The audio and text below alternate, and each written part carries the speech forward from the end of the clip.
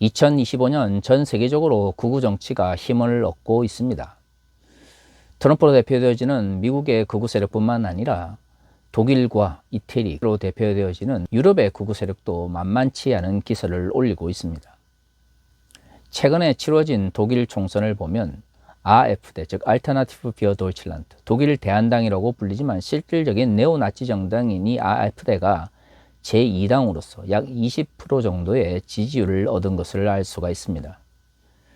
20세기 나치를 경험하고도 21세기 독일에서 네오나치 정당이 제2당이 되었다고 하는 것은 그만큼 21세기 유럽 사회의 극우화가 심상치 않음을 잘 보여주고 있는 것이죠. 이번 독일 총선뿐만 아니라 유럽 사회의 극우화에 있어서 가장 중요한 주제 중에 하나가 바로 난민의 문제입니다.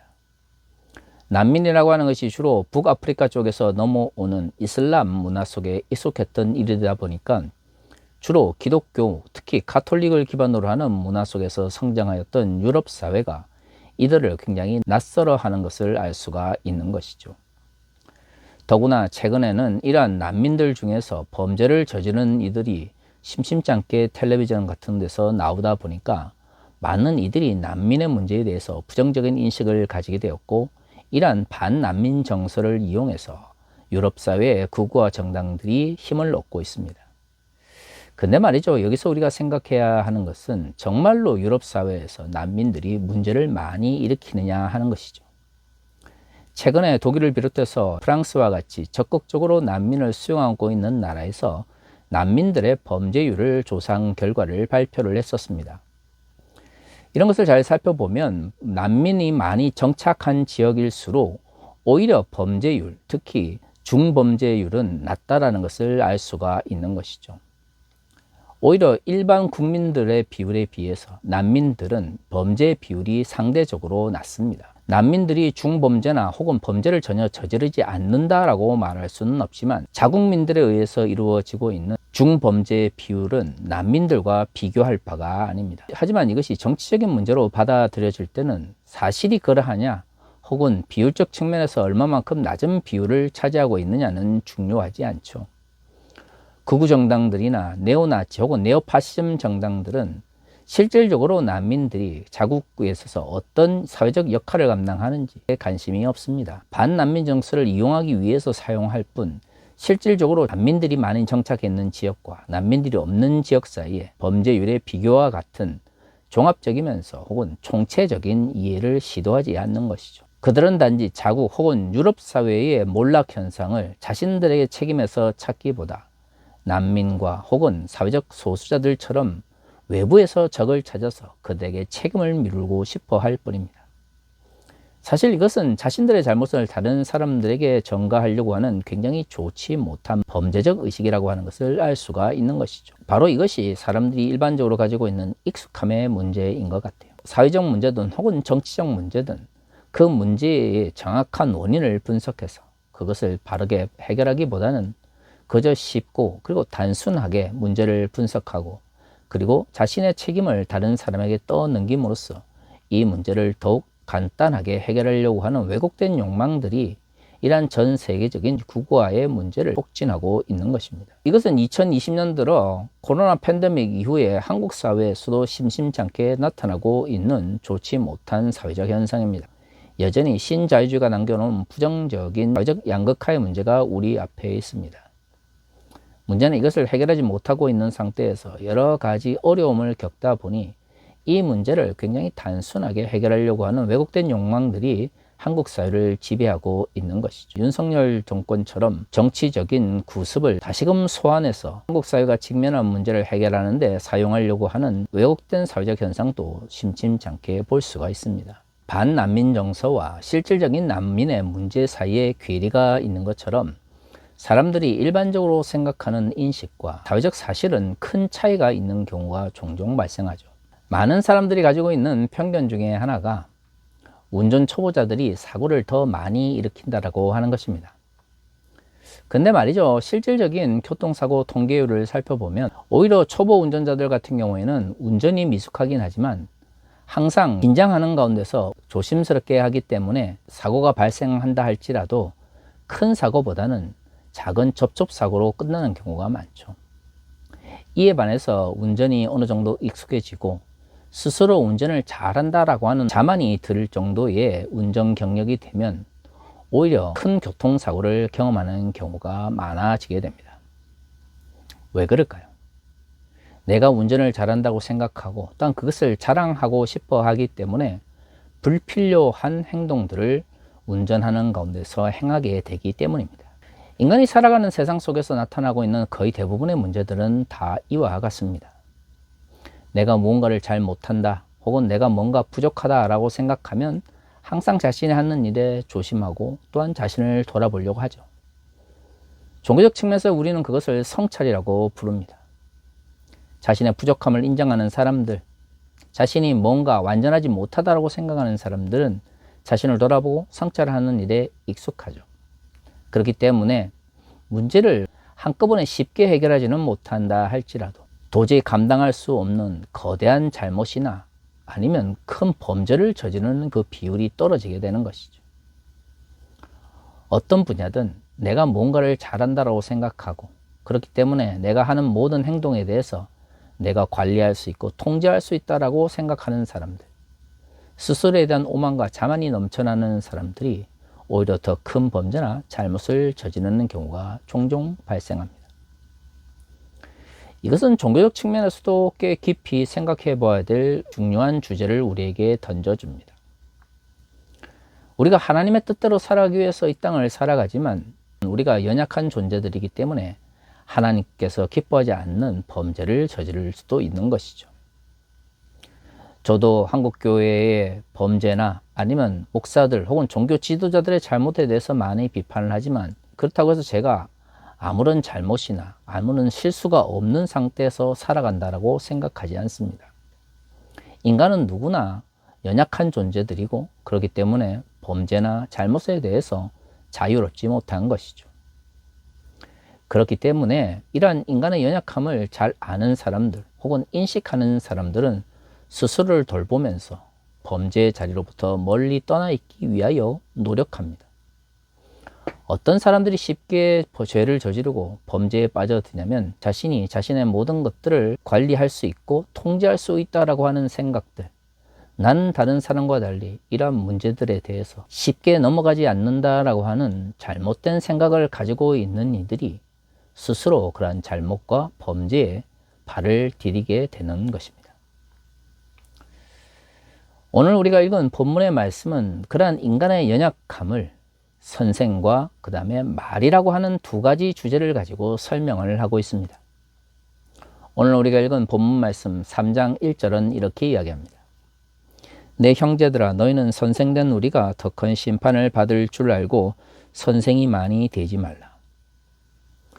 3장 1절의 말씀은 교회 공동체 내에서 내가 누군가를 가르치는 자가 되었을 때에 그 역할에 대해서 조심할 것을 이야기하고 있습니다.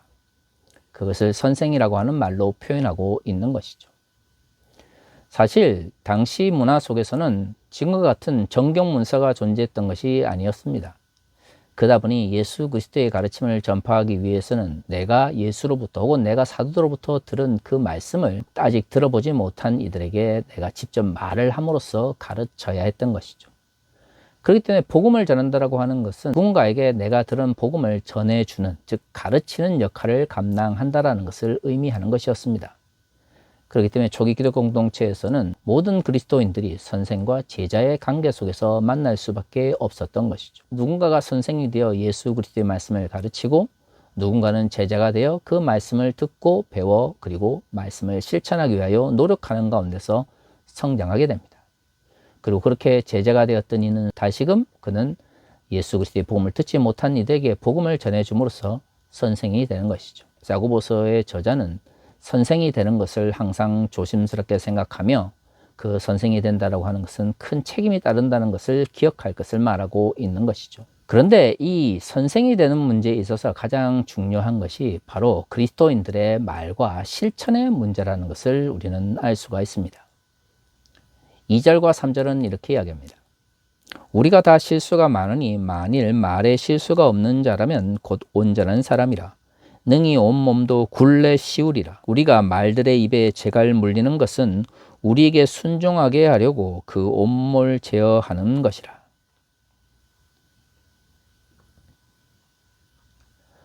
2절과 3절에서 말하고 있는 공통된 주제는 무엇입니까? 그렇습니다. 사람들이 자신이 하는 말에 조심해야 한다라고 하는 것이죠.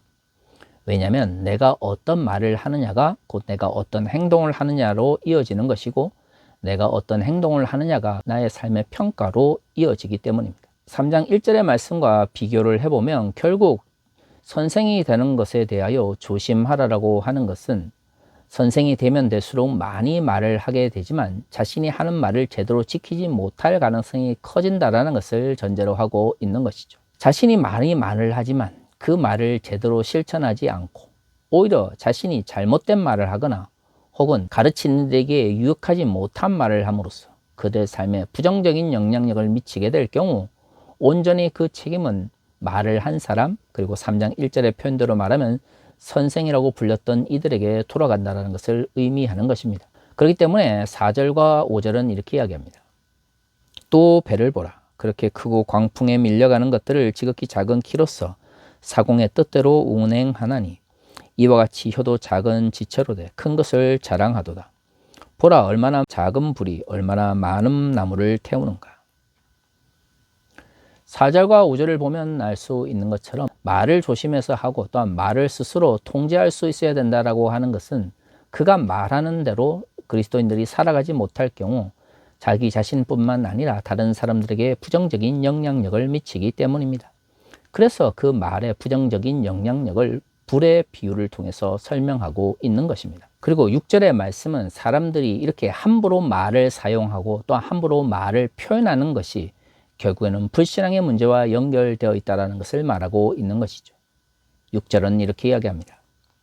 혀는 곧 불이요 불의의 세계라. 혀는 우리 지체 중에서 온몸을 더럽히고 삶의 수레바퀴를 불사르나니 그 사르는 것이 지옥불에서 나느니라.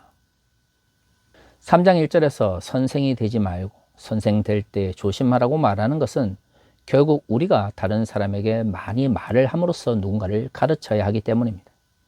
문제는 우리는 그렇게 다른 사람들에게 가르치면서 자기 자신은 그렇게 살아가지 않는 경우에 발생하는 것이죠.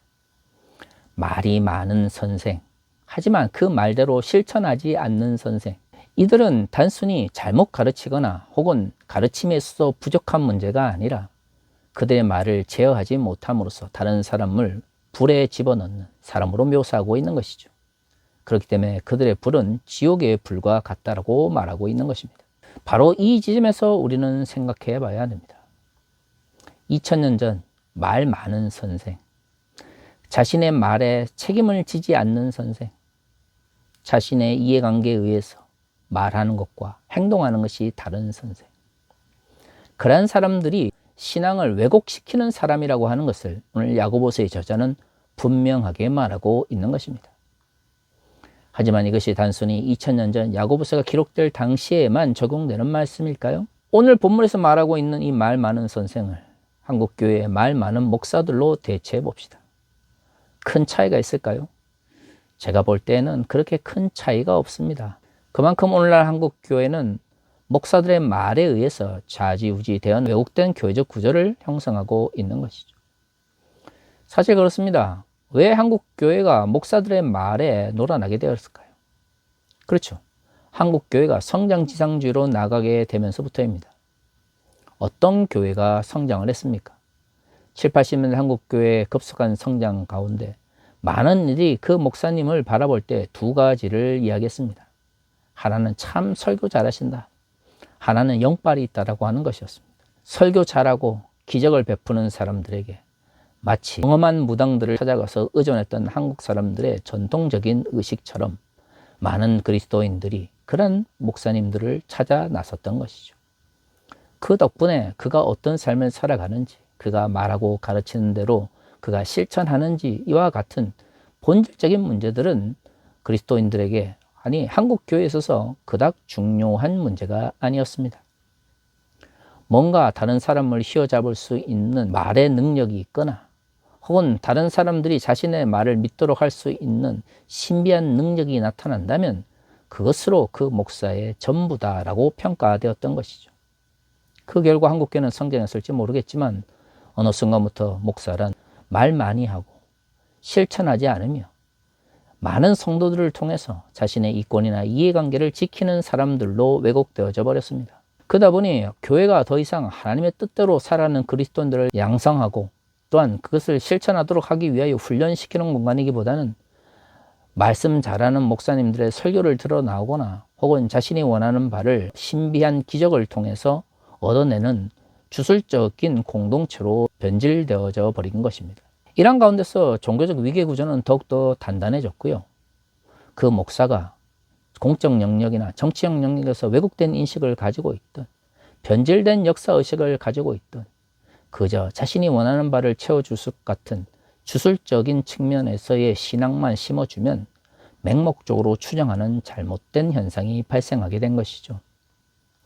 정광훈이나 소년보와 같은 이들을 맹목적으로 따르는 이들이 왜 2025년 한국 사회에 폭력적인 변질을 이끌고 있을까요? 그렇습니다. 하나님 말씀대로 그 목사가 살아가는지, 그가 하는 말을 지키기 위해서 얼마만큼 치열하게 노력하는지에 대해서 그러한 성도들은 관심이 없습니다. 종교 중독이라고 하는 것도 결국에는 자신이 따르는 종교 지도자들의 맹목적인 추정에 의해서 발생하게 되는 것인데요. 그 종교 지도자들이 어떤 삶을 살아가는지를 정말로 고민해서 살펴본다면 어떻게 한 종교 지도자들에 대해서 집착적으로 중독에 빠질 정도로 맹목적인 추앙을 보낼 수가 있겠습니까? 이 모든 것들이 결국에는 하나님의 뜻대로 살아가는 삶의 문제보다는 그저 말 잘하고 그 말에 힘을 씻어주는 신비한 능력만 있어 보이면 종교 지도자로서 아무런 문제가 없는 것처럼 한국 교회가 목사들을 추앙해 왔기 때문입니다. 이런 관점에서 보면 2000년 전 말 많은 선생들이나 2025년 한국교회 말 많은 목사들이 크게 다를 바가 없다라고 하는 것을 알 수가 있는 것이죠. 하지만 오늘 야고보서에서 말하고 있는 것처럼 자신의 말에 책임을 지지 않는 선생들, 자신이 말한 것과 자신이 살아가는 삶이 분리되어 있는 선생들, 자신이 말하는 걸 통해서 다른 사람들에게 부정적 영향력을 미치고 다른 사람의 삶을 무너뜨리는 말 많은 선생들은 결국 불신앙의 표현이라는 것을 알아야 합니다. 2025년 한국 교회가 목회자를 바라볼 때 그가 얼마만큼 치열한 삶을 살아가는지, 자신이 한 말을 지키기 위하여 얼마만큼 노력하는지 보다 그저 설교 잘한다, 그저 말을 잘한다 라는 것만으로 그 사람의 전부인 것처럼 평가를 해버린다면 그것은 결국 교회의 몰락을 앞당기는 왜곡된 현상일 것입니다. 한국교회가 가면 갈수록 기복주의화 되어져 가고 근본주의화 되어져 가고 있습니다. 이러한 기복주의와 근본주의와 함께 한국교회가 극우화의 길을 꾸준히 걸어가고 있는 것이죠. 최근 5, 6년 동안 그 속도는 더 빨라지고 있습니다. 사랑하는 성도 여러분, 그리스도인들에게 있어서 중요한 것이 무엇입니까? 왜 오늘의 본문에서는 선생되지 말 것을, 우리의 입을 다스릴 것을, 우리의 말을 주의할 것을 이야기할까요? 그렇습니다. 결국에는 우리의 언행의 불일치와 우리의 이권과 이해관계를 지키기 위해서 복음을 도구로 사용하는 잘못된 말의 표현들이 결국에는 하나님 나라의 가치를 훼손하고 또한 그 복음을 듣는 이들을 불신앙의 길로 이끌기 때문입니다. 2000년 전 야고보서에서 그렇게 비판받았던 말 많은 선생들이 오늘날 한국교회에서 말 많은 목사들로 그 껍데기만 바뀐 상태에서 활개치고 있지 않을까요? 사람의 많고 적음이나 영향력의 크고 작음의 문제가 아니라 하나님 나라를 향하여, 하나님 나라의 가치를 향하여 작은 수라 할지라도 치열하게 달려나가기를 노력하는 이들이 우리 앞에 나타나기를 바랍니다. 그러한 종교 지도자들, 그러한 목사들, 그러한 그리스도인들을 중심으로 하나님의 나라의 가치가 새롭게 재정립되기를 원합니다. 그것이 진정 한국교회가 몰락의 길에서 다시금 일어날 수 있는 길입니다. 다 같이 기도하겠습니다.